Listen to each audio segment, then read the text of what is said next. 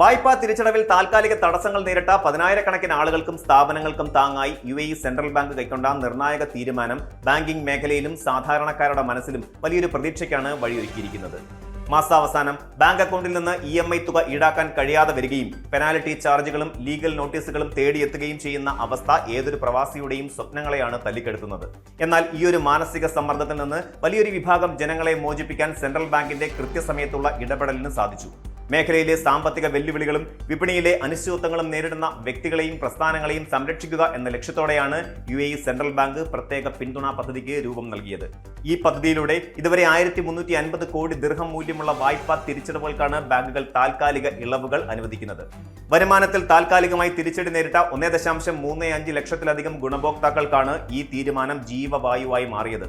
സാമ്പത്തിക പ്രയാസങ്ങൾ അനുഭവിക്കുന്ന കാലയളവിൽ ബാങ്കുകളിൽ നിന്നുള്ള നിരന്തരമായ സമ്മർദ്ദമില്ലാതെ തങ്ങളുടെ വരുമാനം പുനഃക്രമീകരിക്കാൻ ഇത് പ്രവാസികൾ ഉൾപ്പെടെയുള്ള വായ്പക്കാർക്ക് വലിയൊരു അവസരമൊരുക്കുന്നുണ്ട്. ഇത്തരമൊരു പ്രഖ്യാപനം പുറത്തു വരുമ്പോൾ പലപ്പോഴും ആളുകൾക്കിടയിൽ വലിയ തെറ്റിദ്ധാരണകൾ ഉണ്ടാകാറുണ്ട്. ബാങ്ക് വായ്പകൾ പൂർണ്ണമായും എഴുതി തള്ളിയെന്നോ അല്ലെങ്കിൽ ബാക്കി തുക ഇനി അടയ്ക്കേണ്ടതില്ലെന്നോ കരുതുന്നത് വലിയ അബദ്ധമാണ്. ഈ പദ്ധതി വായ്പ മാപ്പാക്കലല്ല, മറിച്ച് നിശ്ചിത സമയത്ത് അടച്ചു തീർക്കേണ്ട തുക പിന്നീട് അടയ്ക്കാൻ അനുവദിക്കുന്ന താൽക്കാലിക തിരിച്ചടവ് സാവകാശം അഥവാ ഗ്രേസ് പീരീഡ് മാത്രമാണ്. നിലവിലെ സാമ്പത്തിക ബുദ്ധിമുട്ടുകൾ തരണം ചെയ്യാൻ വായ്പക്കാരന് ലഭിക്കുന്ന ഒരു സാവകാശമാണിത്. അതിനാൽ തന്നെ മാറ്റിവെച്ച തവണകൾ എങ്ങനെ തിരിച്ചടക്കണം എന്നതിനെക്കുറിച്ചും കാലാവധി എത്രത്തോളം നീട്ടി നൽകും എന്നതിനെക്കുറിച്ചും കൃത്യമായ നിബന്ധനകൾ ഓരോ ബാങ്കിന്റെയും വായ്പാ കരാർ അനുസരിച്ചായിരിക്കും തീരുമാനിക്കപ്പെടുന്നത്. ബാങ്കുകളുമായി നേരിട്ട് ബന്ധപ്പെട്ട് സ്വന്തം വായ്പയുടെ തിരിച്ചടവ് പദ്ധതി പുനഃക്രമീകരിക്കുകയാണ് ഓരോ ഉപഭോക്താവും ചെയ്യേണ്ടത്. സാമ്പത്തിക അച്ചടക്കം കൈവിടാതെ ലഭിച്ച സാവകാശം ബുദ്ധിപൂർവ്വം ഉപയോഗപ്പെടുത്തുകയാണ് ഇവിടെ പ്രധാനം.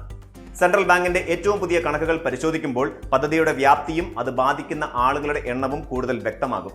ആകെ 1,35,031 ഗുണഭോക്താക്കളാണ് ഈ പിന്തുണ പ്രയോജനപ്പെടുത്തിയത്. ഇതിൽ സിംഹഭാഗവും വ്യക്തിഗത വായ്പക്കാരാണ്. അതായത് 1,27,753 സാധാരണ വ്യക്തികൾ തങ്ങളുടെ പേഴ്സണൽ ലോണുകളുടെയും മറ്റ് തിരിച്ചടവുകളുടെയും സാവകാശം നേടി. കൂടാതെ 6,198 ചെറുകിട ഇടത്തരം സ്ഥാപനങ്ങളും അതുപോലെ 1,080 വൻകിട സ്ഥാപനങ്ങളും ഈ പദ്ധതിക്ക് കീഴിൽ സാമ്പത്തിക സുരക്ഷിതത്വം കണ്ടെത്തി. തുകയുടെ അടിസ്ഥാനത്തിൽ പരിശോധിച്ചാൽ മാറ്റിവെച്ച വായ്പകളിൽ വലിയ വിഹിതം കൈകാര്യം ചെയ്യുന്നത് വൻകിട കോർപ്പറേറ്റ് കമ്പനികളാണ്.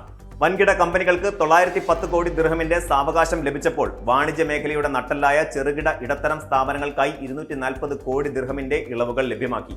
വ്യക്തിഗത വായ്പകളിൽ 200 കോടി ദിർഹമിന്റെ തിരിച്ചടവാണ് താൽക്കാലികമായി മാറ്റിവെച്ചിരിക്കുന്നത്. മലയാളി സംരംഭകരും ജീവനക്കാരും അടങ്ങുന്ന വലിയൊരു സമൂഹത്തിന് വിപണിയിലെ മന്ദഗതിയെ അതിജീവിക്കാൻ ഈ നടപടി നൽകിയ ഊർജ്ജം ചെറുതൊന്നുമല്ല.